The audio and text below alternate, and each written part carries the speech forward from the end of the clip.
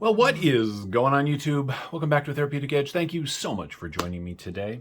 I have got something on the table that I have been dying to get a look at for quite some time. You guys know, at least if you've been watching the channel, that I have a thing for older knives from Benchmade and Spyderco, you name it, right? I like the old stuff. I mean, I can't believe I'm calling this old stuff, but at the velocity that the knife world changes, this is, at this point, a classic.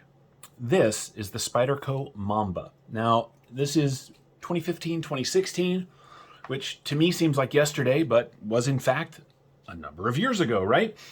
The Mamba was designed by Walter Brend and Joe Purella. Back then it was about $300.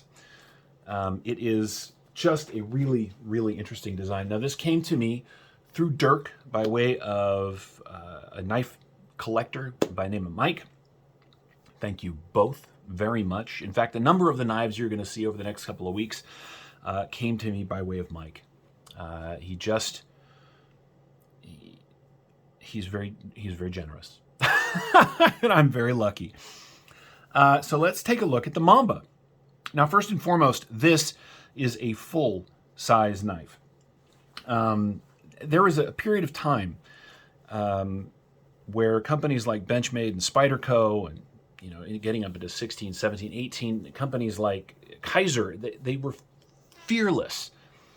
They just made cool knives, right? They weren't trying to make a knife that they were going to sell 1 million units of.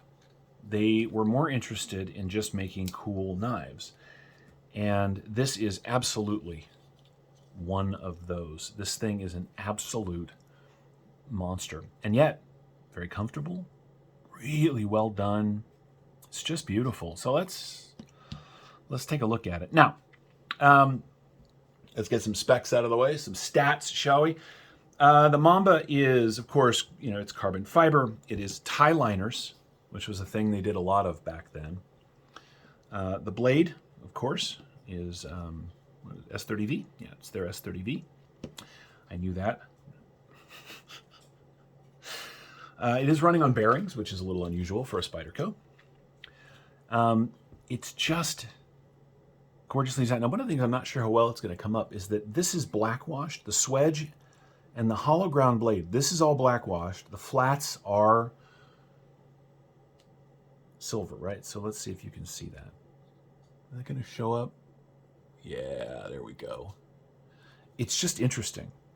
Carbon fiber is milled and sculpted really, really beautifully, and these are thick slabs of titanium. This knife has been out of production for a number of years. Like I said, 15, 16 is when this thing dropped. It was very expensive for its time, and of course, if they were to produce a knife like this today, it would be $500 all day long. And they're not inexpensive on the used market, so you're still paying about that much if you want to hunt one down. Let's do some size comparisons to other interesting knives. We're going to do a couple of Benchmades. First, this is the full-size Onslaught. As you can see, the Onslaught is considerably bigger, but the knife that it reminds me of a lot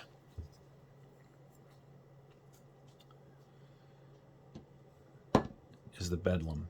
Knife companies, these companies went through what I'm going to call the trailing point or Persian blade period, where a bunch of companies were making knives like this. I think because for a while, at least my perception of it is that for a while, this style of blade was thought of as tactical. Now, we know today that tactical knives are considerably more plain than this, right?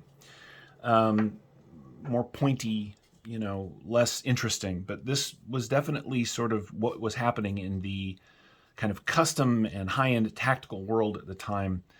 And so this is where they both landed. This is a personal favorite of mine. It just is. This would be too if I owned one. I'm not gonna.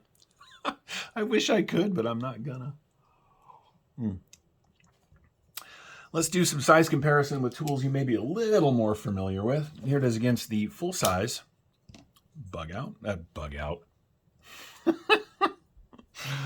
It's been a long day. This is the full-size Griptilian. I know how to do things and say stuff, but staying to the same brand, Here it is against the PM2.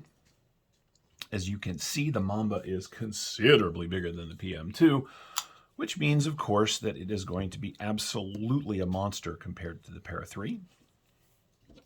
Right? It's a big knife. It's really cool. Here it is against the Bug Out, just for giggles. Right? As you can see, it just dwarfs the Bug Out. I'm not usually a fan of knives that are this determined to put your hand into a particular spot, but whoever Brend and Perella are, I'm going to say that my hands and their hands are very similar in size, because this thing feels like it was built for me. I know Christine, Women Carry Knives, really likes this too. It's because this isn't super huge. One of the things she doesn't like, I don't know, she likes this handle better than this handle, which I find very interesting. It is a liner lock, as you can see. It's got a very sort of standard Spyderco clip, except it's, well, it's a familiar pattern, which is interesting. The screws are a familiar pattern. It's got some milled holes in the back. We'll call those speed holes. I'm not sure why they're there, except that they look cool. It has a lanyard spot in the very back of the knife, well out of the way, causes no issues. Action is very good. And it's a flipper, which is interesting for Spyderco, right? But the flipper works very well.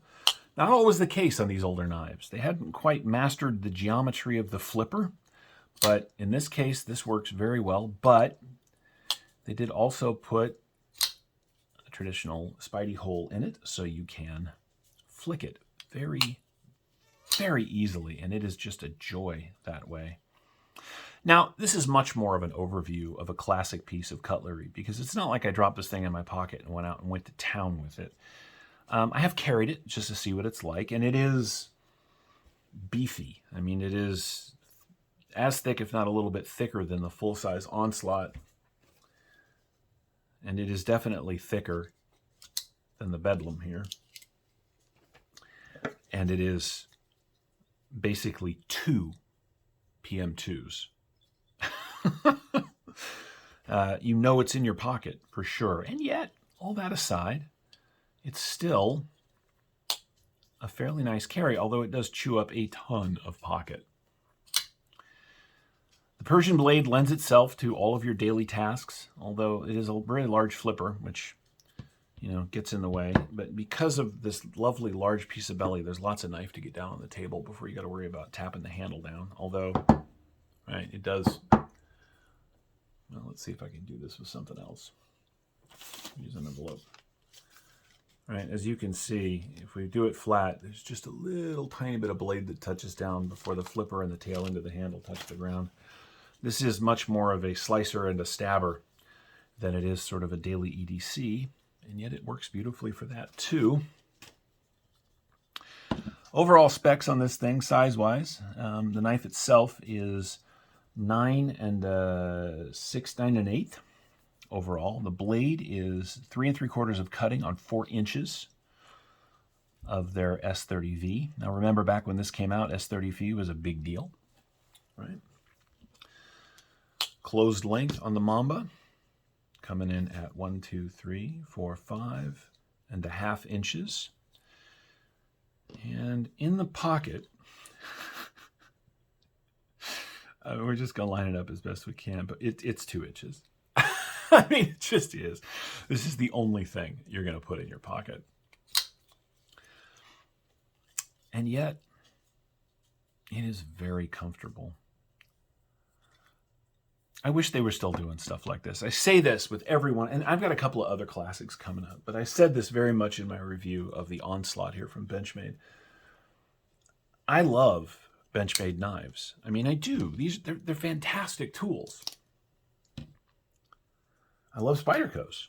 I do. I've got a good collection of Spydercos, right? The PM2 here is just, I mean, this is my knife. I carry this thing all the time. But this is cool. It really is. And I really wish they would get back to stuff like this. They won't. But it would make me happy, right? I usually weigh these, but who cares? This isn't that kind of a knife. If you are interested in one of these and you're willing to invest the money, they are getting harder to find. And so my suggestion is go find one. You're not going to find anything else quite like it on the market today. There is no steel lock bar insert. It's just a big, beefy knife from Spyderco done in a way they absolutely would not do it anymore. I mean, where is it? Their most recent, look how cool we are release was this. Don't get me wrong. There's a review of the stovepipe coming, and I really do like this knife. It's very expensive, but I like this knife. But come on. Yeah. Anyway, I think that's where we're going to wrap it up. This is the Spyderco Mamba. It is 8 years old at this point, 8 or 9 years old at this point, from a time when Spyderco was unafraid to make big, monstrous, stabby, slicey bits of kit just because they could. And I think it's beautiful for it. Mike, thank you so much, man. What a fantastic opportunity this is. And Dirk, thank you very much for making that happen. And all of you watching, I appreciate you. This has been the Spyderco Mamba. God, is it cool. Anyway, thanks for watching. We'll see you next time.